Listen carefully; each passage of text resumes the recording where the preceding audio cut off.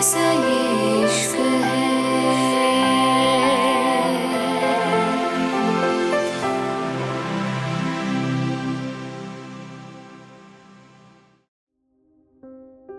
मुंबई।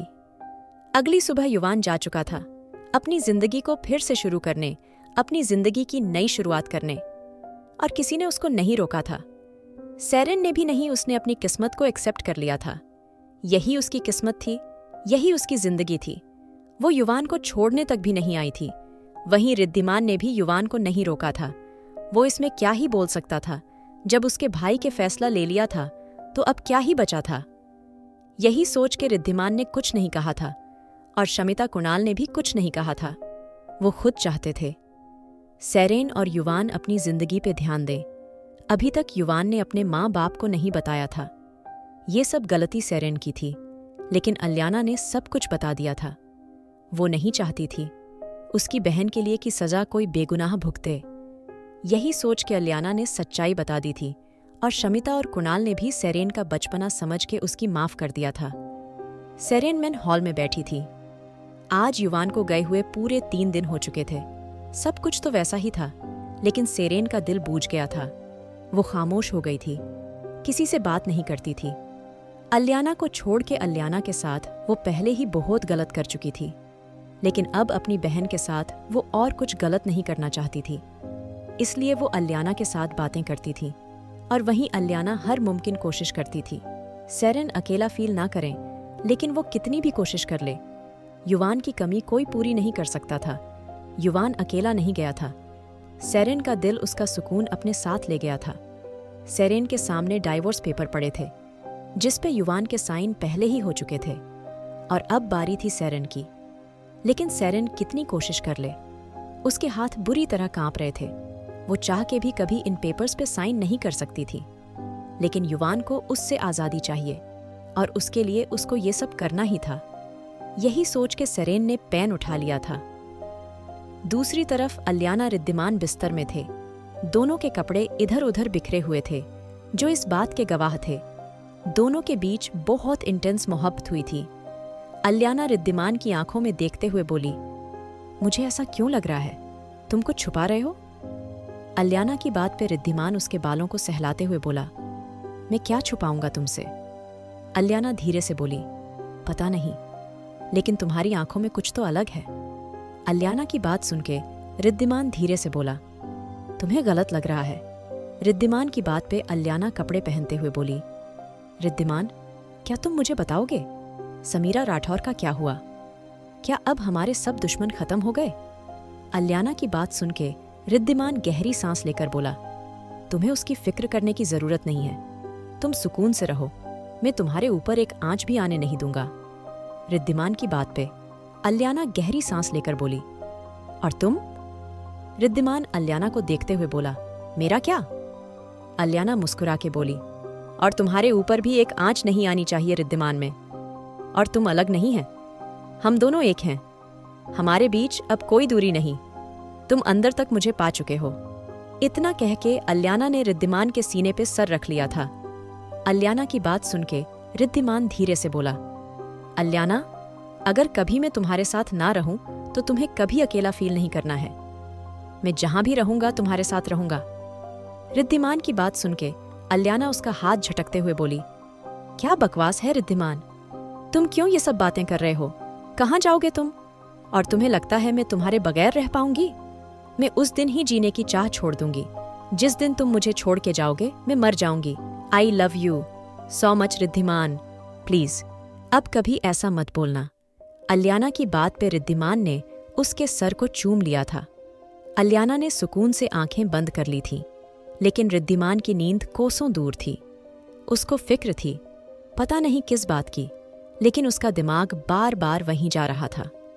अगली सुबह शमिता और कुणाल मेन हॉल में बैठे थे और सामने स्क्रीन पे समीरा की मौत की खबर फैल चुकी थी और अब लोग अंदाजा लगा रहे थे, आखिर ये सब किसने किया है? अचानक से सामने देख शमिता हैरान रह गई थी। शमिता को देख के कुणाल ने भी न्यूज़ पे गौर करा था तो वो भी हैरान था। वहीं रिद्धिमान और अलियाना भी इस वक्त नीचे ही थे और अलियाना की आंखें झपकना भूल गई थीं। वो बुरी तरह कांप यही थी। रिद्धिमान उसको ऐसे देख के अपने करीब करते हुए बोला, मैंने कहा ना शांत हो जाओ। शमिता दोनों को ऐसे देख के जल्दी से बोली, तुम दोनों ने ये सब? अपनी मॉम की बात पे रिद्धिमान गहरी सांस लेके बोला, सही कहा मॉम, मैंने ही समीरा राठौर को मारा है। रिद्धिमान की बात पे कुणाल गुस्से से बोला, तुमने? लेकिन क्यों रिद्धिमान, किस लिए? रिद्धिमान अलियाना का हाथ टाइट पकड़ते हुए बोला, क्योंकि वो औरत जीना डिजर्व नहीं करती थी मॉम। उसने अलियाना की जिंदगी खराब करी है, मैं उसको नहीं छोड़ सकता था। रिद्धिमान की बात पे शमिता धीरे से बोली, लेकिन तुमने ये सब क्यों किया रिद्धिमान? तुम जानते हो ना, अब पूरा इल्जाम अलियाना पे आएगा। दुनिया की नजरों में वो जेल में बंद है और तुम ये भी जानते हो। सब लोग अलियाना पे शक करेंगे। क्यों रिद्धिमान? अपनी माँ की बात पे रिद्धिमान गहरी सांस लेके बोला, नहीं मॉम, ऐसा कभी नहीं होगा। अलियाना को कुछ नहीं होने दूंगा। रिद्धिमान की बात पे अलियाना धीरे से बोली, क्या मैं फिर से जेल में जाऊंगी रिद्धिमान? अलियाना की बात पे रिद्धिमान उसको अपने सीने से लगाते हुए बोला, नहीं, कभी नहीं, मैं तुम्हें कुछ नहीं होने दूंगा।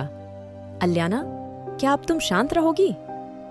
रिद्धिमान के समझाने पे सब खामोश हो गए थे। अलियाना की नजर बार बार रिद्धिमान पे थी।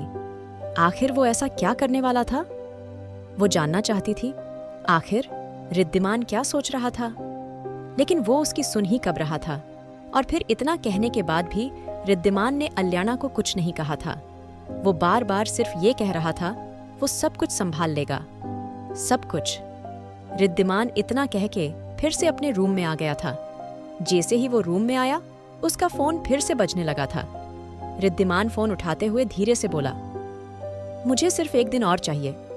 उसकी बात पे दूसरा आदमी थोड़ा जल्दबाजी से बोला, हमारे पास इतना वक्त नहीं है रिद्धिमान। तुम्हें लगता है वो लोग अलियाना को ढूंढ नहीं पाएंगे? वो अलियाना को ढूंढ के मार देंगे, उसको खत्म कर देंगे। समीरा की मौत का इल्जाम अलियाना पे लगेगा।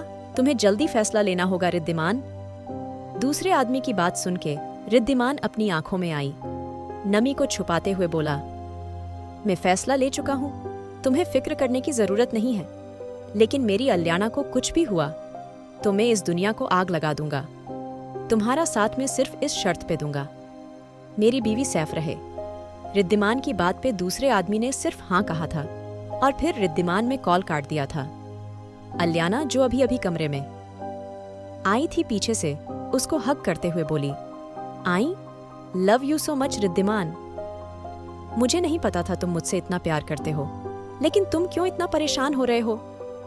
तुम्हें कुछ भी करने की जरूरत नहीं है, मैं सबसे बोल दूंगी, मैंने ही समीरा को मारा है। अलियाना की बात पे रिद्धिमान जल्दी से बोला, क्या बोल रही हो अलियाना? उसको डर था कहीं अलियाना ने सब सुन तो नहीं लिया था। अलियाना रिद्धिमान का चेहरा अपने हाथों में लेते हुए धीरे से बोली, तुमने मॉम डैड के सामने क्यों ये सब कहा? रिद्धिमान अलियाना को अपने गोद में उठाते हुए बोला, अलियाना, तुम्हें प्रोटेक्ट करना मेरी जिम्मेदारी है। जिस दिन तुम मेरी जिंदगी में आई थी, मैंने तभी खुद से वादा किया था, मैं हर बुरी चीज से तुम्हें प्रोटेक्ट करूंगा, भले वो बुराई में खुद क्यों ना हूं, मैं खुद से भी तुम्हें प्रोटेक्ट करूंगा।